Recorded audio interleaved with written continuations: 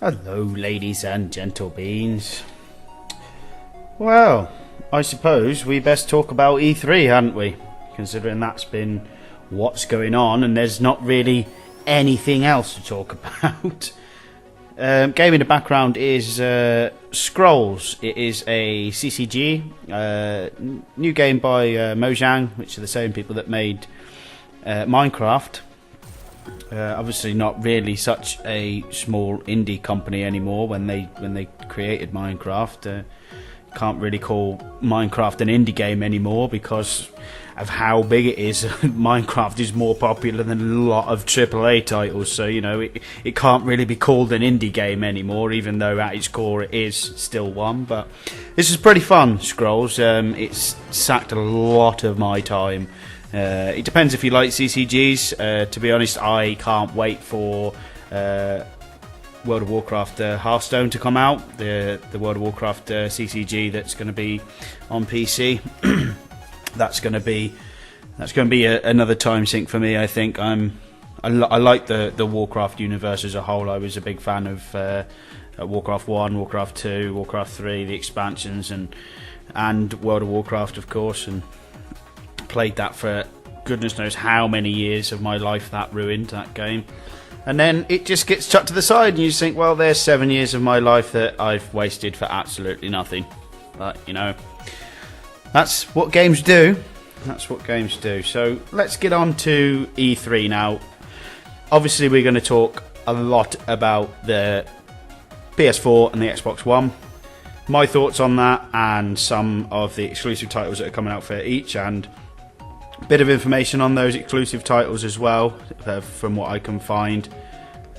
Also, a little bit about Nintendo and some other stuff here and there that I've seen while I've been watching the live streams over on Twitch.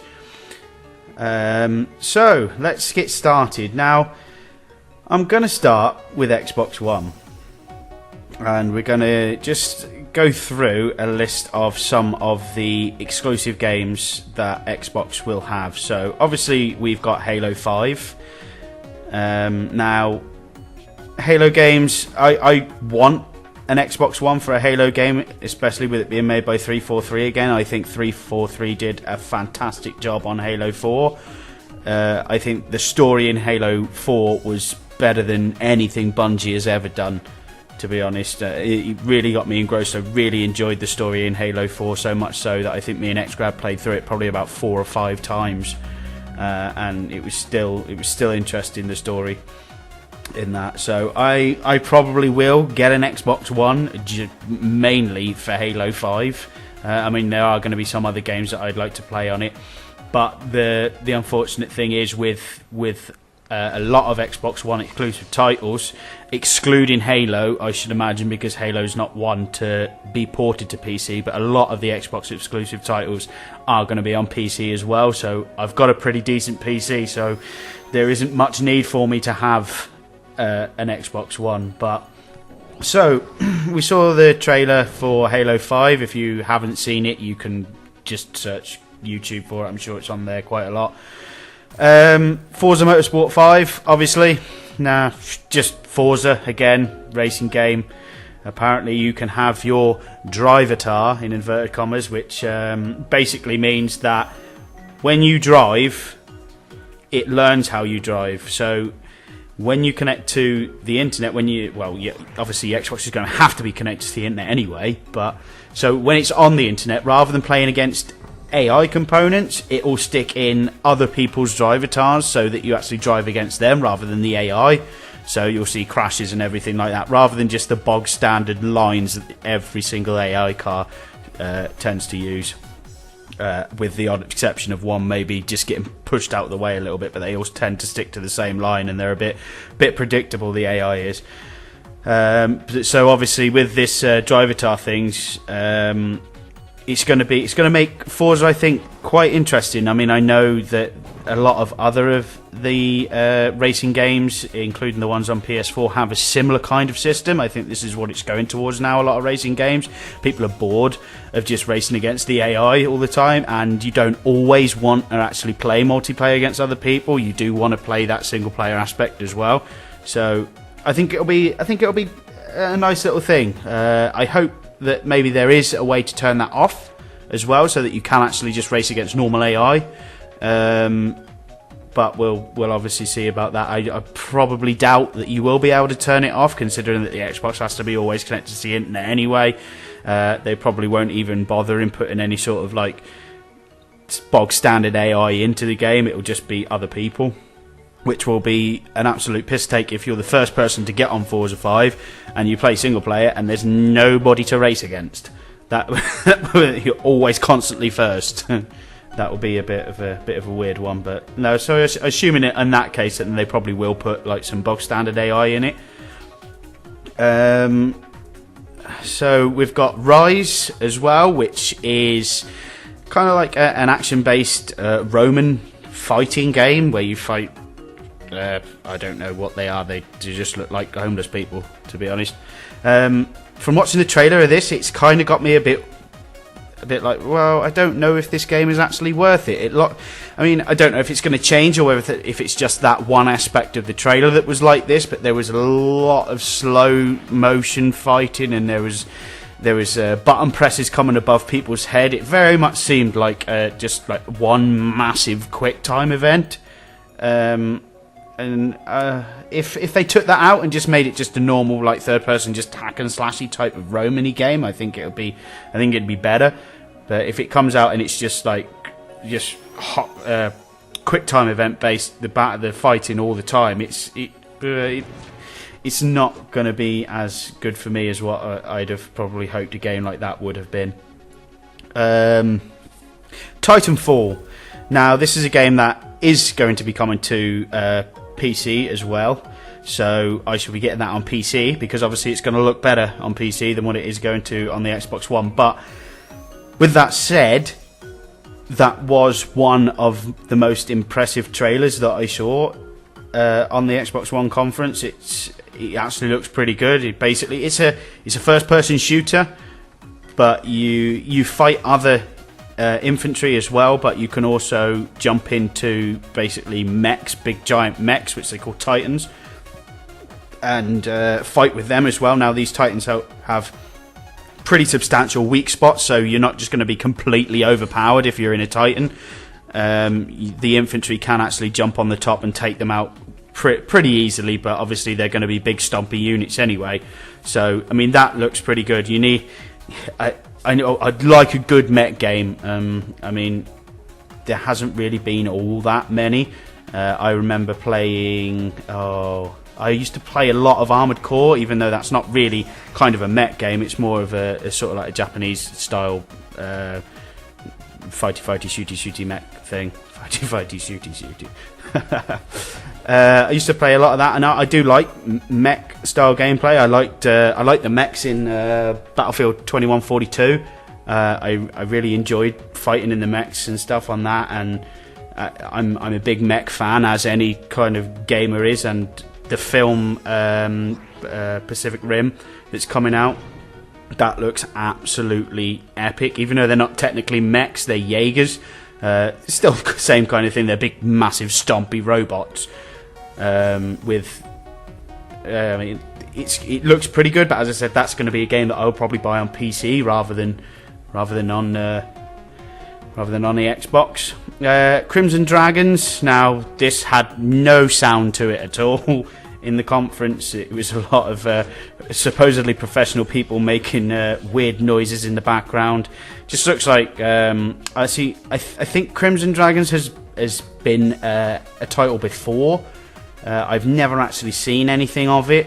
It just looks like sort of it's kind of like a shooter, like a third-person shooter, but it's with dragons instead, and you shoot obviously fire and crap. I'm not entirely sure what that's all about, but you know, we'll obviously see.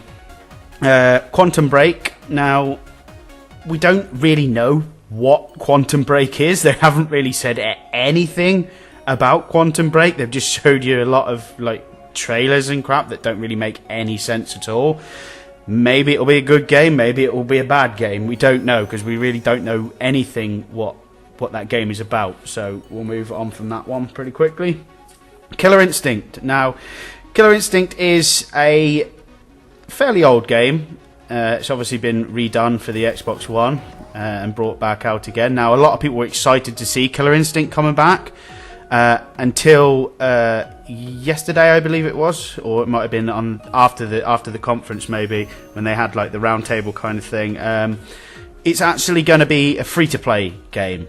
Technically not free to play, I suppose, because you have to have Xbox Live account, so you're going to be paying you £8 a month anyway, so you're basically paying £8 for it. But so it's going to be a free to play game where you only get one character when you buy it, and the rest of them you have to actually pay for to unlock. So a lot of people were a bit that's kind of ruined that franchise for me, and the people that actually made the originals is not making this one. I believe it's who is making this one? Is it Helix Games, I think, that are making this one? So a lot of people were a bit disappointed to hear that was going to be a free to play game and that you're only going to have one character. Sunset Overdrive. Now, a lot of the games to me that are exclusive to the Xbox One looked very cartoony.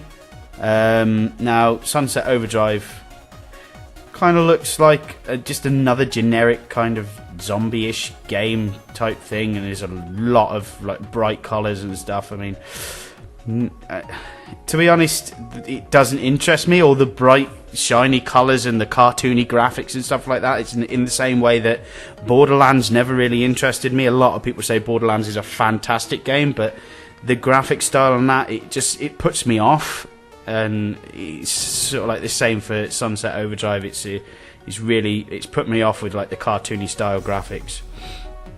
So obviously we've got a few others as well. Metal Gear Solid 5. Now that is going to be out on the 360, the Xbox One, and the PC. So I should be getting that on the PC. Now, the one thing that I absolutely loved when they showed the Metal Gear Solid 5 trailer was Kiefer Sutherland is now Snake. Well, Big Boss, as he's known now. They wanted to obviously kind of make the change between like Snake as he is and when he turns into Big Boss. Now, Kiefer Sutherland, I absolutely love that guy. I absolutely effing love the 24 series, and I'm ecstatic that that's coming back next year. I've watched a lot of his films as well, even the crap films that he's done. His voice is just fantastic, and I think it fits Snake very, very well. And obviously we've got the one that's coming out on every platform that we saw quite a lot of, and that's Battlefield 4, which is obviously coming out on the PS4, the 360 and the PC. Now, to be quite honest with you, I mean, I am a big Battlefield fan, but the way EA are handling stuff at the moment, it might be one that I'm going to miss and just say, you know what, if we want EA to sort their shit out, if we want them to start changing how they do things, then we need to just say, right, if you're going to do all this bullshit to us, then we're just not going to buy your games, full stop, because that's the only way that they're going to stop doing all this bullshit that keeps coming out of their mouths and from nowhere. They just think plucking things out of the air and going, this will be a good idea, this will be a good idea, this will be a good idea, let's just charge everybody for fucking everything. So that's one big concern for me with Battlefield.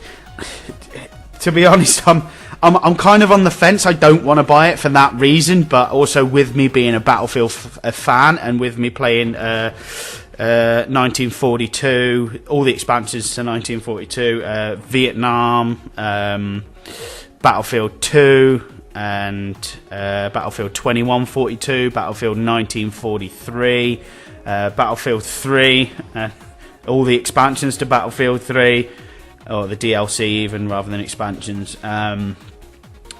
It's a game, with me being a Battlefield fan, it's a game that I do want to play, But on the same side, I don't, because of the reasons of what EA has been doing, I want to boycott that game.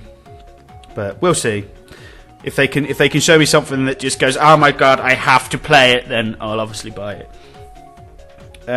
Now, obviously, for a lot of people, the price point of the Xbox was kind of big. I mean, on the conference, bearing in mind that Xbox went first on their conference, they really did bring their A game this time. Unfortunately, with the PlayStation 4 conference being afterwards and at the end, it was really not enough. But I think the price point of the Xbox One is a little bit too high, to be honest with you. I mean, a lot of people are saying, well, think about it this way, it's because of the Kinect. Well, yeah, it is because of the Kinect, but you can't also say that it is because of the Kinect, because the Kinect has to be there. The console does not work without the Kinect, so the Kinect therefore is part of the console. If for whatever reason they end up deciding, right, okay, then we'll make it so the console can work without the Kinect and take it away, and they drop the price by 50 quid or something like that, then maybe people will be a bit more willing to actually purchase it. But you know, it's one of those things that we've got to wait and see. I think Microsoft have really struggled this time around, and in my honest opinion, the PS4, which I'm going to talk about in a few moments, is going to be my console of choice first. I will get an Xbox One, but I will probably wait about 6 months until it goes down in price, maybe a little bit, and then I'll get it. But with PS4 being the cheaper console at the moment, that's probably the one that I'm going to actually be going for. So with that said, let's move over to PS4 and go through some of their information. So they didn't really have as many exclusive games as what the Xbox One did, but obviously they've got their own racing series called Drive Club that they're going to be releasing. So we've got that. We've also got Kingdom Hearts 3. We've got Final Fantasy 15. No, it wasn't 15, it was 14, I think, that was coming exclusive to the PS3. 15, I think, is coming out on everything. Yeah. Knack, which is obviously, I think, just their way of saying, look, this is what the PS4 can do. It doesn't really look like an interesting game to me. The Toblerone robot, it doesn't really look very interesting to me. The Order 1886, that looked pretty good. We've got Drive Club, obviously, which I talked about then. Infamous Second Son. Now, I never played the first Infamous, bearing in mind I don't actually own a PS3, so I won't have played any of the Sony exclusive titles. I am probably thinking about picking up a PS3 probably when I get paid again, just to play The Last of Us, because the reviews I have read about that and the 10 out of 10s it's getting everywhere, and people saying, oh my god, you have to have this console even if it's just to play this game. So I'll see how things go, and I may end up picking one of those up at some point. And then we've got Killzone Shadowfall as well. So not so many exclusive titles for the PS4, and nothing really that catches me and just says, oh, I want this console for that specific game. My opinion on consoles and the console wars and everything like that is, I am not a fanboy of one particular console. I had a PS2, I played that, and then I decided I would buy the original Xbox. Played that. I played the PS2 and the original Xbox sort of like side by side. When the 360 come out, I bought the 360. When the PS3 come out, it was sort of like it was quite expensive, and I wasn't on really good money at the time, so it was like, well, you know, I can do without buying the PS3. And to be honest, I mean, the amount of use I have got out of the 360 and the amount of people that actually own a 360 that I play with personally all the time, like Xgrad and Scarlet and a few other people, Sniper and Raccoon. Obviously, we've not met him as long as what I've known Scarlet and Xgrad, but playing those games with them, obviously, because they had that console. If I'd have decided to just go, you know what, well, the PS3 on paper is the better console, then I would have lost touch with all them people. But for me, the 360 was the better console because of that fact, because of so many more people that I liked playing with had it. For me, that was the better choice. So that's why I didn't bother picking up a PS3, but obviously I'm thinking probably I will do now, just for The Last of Us. Interesting fact, actually, in The Last of Us, and nerds might appreciate this, the person that actually does the voice for the girl in The Last of Us is actually the waitress that gets saved by Captain America in the Avengers. So interesting fact.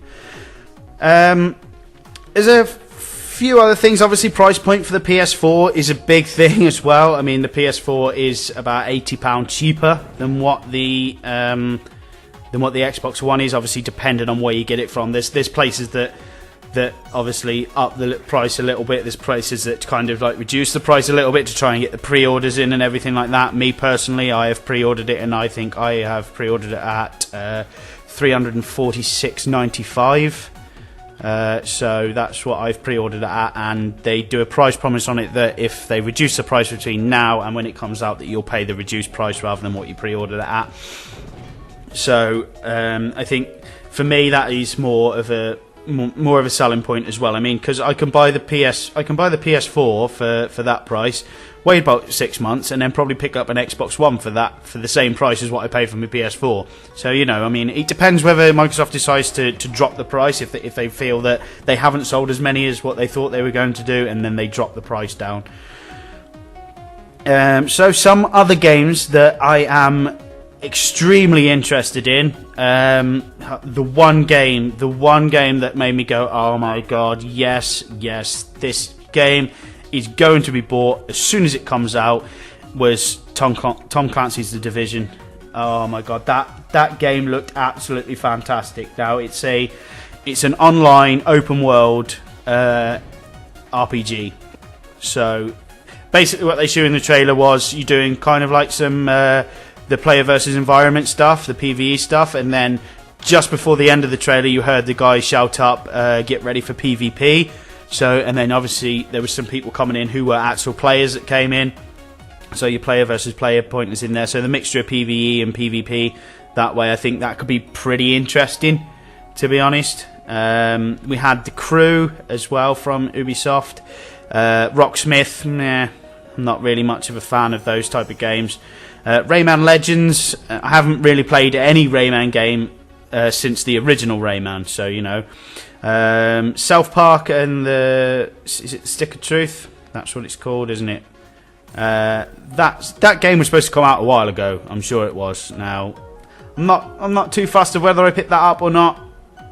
Splinter Cell, I haven't really been a massive fan of the Splinter Cell series. I played the last Splinter Cell Conviction, and I managed to get through that and complete that all, but I think that's probably the only Splinter Cell that I have managed to go through all the way and complete, because I thoroughly enjoyed that one, to be honest. The other ones are a bit, I mean, I like to have the option to just, you know, just run through and just go, yeah, sod it, kill everything.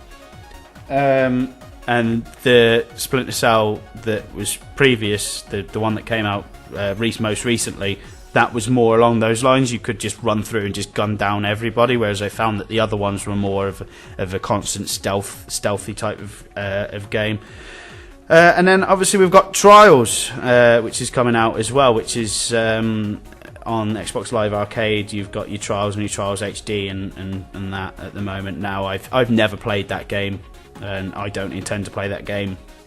A lot of people enjoy it, and a lot of people say it's fantastic, but it just doesn't interest me at all. The Squeenix, we had Final Fantasy X HD, screenshots from that. Kingdom Hearts 3. Now, If they do not put Darth Vader in that, then they are missing out on something big time if they do not put Darth Vader in Kingdom Hearts 3. Yeah, Final Fantasy 15, which is Final Fantasy 13 Versus, which they've renamed to Final Fantasy 15. Not a big Final Fantasy person. I have never in my life played a Final Fantasy game apart from the MMO that was on 360, which I played for probably about 5 days and then decided, you know what, I can't be bothered with this because I was a World of Warcraft player at the time. We then had Armored Core from Namco Bandai. They were screenshots as well. And we had Lego Marvel Superheroes from Traveller's Tales as well, that was on there. And there's a few other games that I've missed out here and there, and a few games that are coming out for like this generation of consoles, sort of like Gran Turismo and that, and that are coming out. And obviously we saw a little bit of Destiny as well, a little bit of gameplay footage from Destiny. Now, I don't know whether that's a game that I'm going to pick up or not. I mean, Bungie, I don't know. Maybe I'll pick it up, maybe just to have a quick look and see what it's like. And then we had Assassin's Creed 4. Assassin's Creed has never really been something that I'm interested in. I played the first one and got extremely bored with it. Dark Souls 2 and The Witcher 3 as well. Never played any of those either, so I can't really comment on those. The Witcher 3 is now supposedly supposed to be fully open world RPG rather than like the linear kind of... It's kind of like open world, but it's more linear than games sort of like Skyrim and that. And speaking of Skyrim, actually, we know that Elder Scrolls Online is coming out for PS4 and Xbox One. Now, it seems like maybe it might come out earlier on the PS4 than what it comes out on the Xbox One. We also have other MMOs coming out. PlanetSide 2 coming out exclusively for the PS4. Obviously, it's on PC already as well. That obviously being because it's a Sony online entertainment game, they're not going to release it on Xbox. And we have a Warhammer 40k MMO that's being redeveloped, obviously, since... oh dear, what's the name of the company that went bankrupt? I can't remember for the life of me. Oh, you probably know who I'm talking about anyway, but they were originally developing a 40k MMO, and then they scrapped it, and now it's been given to somebody else. It's the same people that made Naughty Bear and the Naughty Bear sequel and other crap games, apparently. So maybe that's something to look forward to. I don't know. I wasn't a massive fan of the original Warhammer Online, Age of Reckoning MMO. I wasn't really a massive fan of that. It was a bit laggy and the combat wasn't really that fluid, but I'm hoping this one is going to be more of an action combat base, hopefully, with obviously having the Space Marines and stuff in it with actual bolters and that, and you're going to be actually able to fire him like a third person shooter kind of thing rather than like the hotkey based MMO. So that's gonna be quite fun. Not much left on this video, to be honest. Let's just quickly go over Nintendo. That was yesterday. Now, Nintendo, in all their infinite wisdom, Nintendo, why? They're bringing out, obviously, everybody expects what Nintendo are going to bring out. They bring out the same games over and over and over again, but why not? People enjoy them, people buy them. And so obviously we're going to get a new Mario. There's a new Sonic coming out. The new Mario actually looks pretty good. Now, I don't own a Wii U, and I don't intend to buy a Wii U, but it looks pretty good. And obviously a new Super Smash Bros. Game as well, which they've put some new characters in. One of them being Mega Man. Fine, all fair enough. Yeah, Mega Man, that's perfectly fine. The other two, however... One of them is a villager from Animal Crossing, and the other one is the woman from Wii Fit. Now, whatever went through their mind when they decided to put the woman from Wii Fit in, to Super Smash Brothers is anybody's guess. There's a big, massive load of people around the table and going, you know what? We could do with another female in this game. And somebody just perked up and went, I know! The Wii Fit girl! And everybody just went, yes, yeah, that is fantastic. Yeah, we'll have the Wii Fit girl. I don't know what goes through Nintendo's mind sometime, but maybe somebody will get absolutely fantastic with her and she'll be classed as too OP and she'll get removed. But other than that, really, I haven't really been doing much else apart from watching E3 every minute that I'm home from work. There's a few things that I've seen from other conventions. There's been another convention going on somewhere, I think Germany or something like that. There's been sort of like more of a hardware-based convention going on rather than gaming convention. There's it's like the controller from is it MechWarrior? The first MechWarrior game, the controller that you could buy with the actual joysticks on them and the eject button and the engine start button and everything on it that looked absolutely fantastic. There's a company that's made another one of those and it looks absolutely fucking amazing. You can look that up. I'll put the name of the thing in the description below and you can look it up. But that looks absolutely brilliant. And I want one, I don't even care if I can't use it with anything, I just want it on my desk, because it looks fucking awesome. But, other than that, not much else left to talk about. Obviously, E3 has dominated this week, so that's all you've got from me, basically, is E3, and more E3. But thank you very much for watching and listening to me ramble about shit and my opinions on other shit. Thank you very much, and I will see you next time.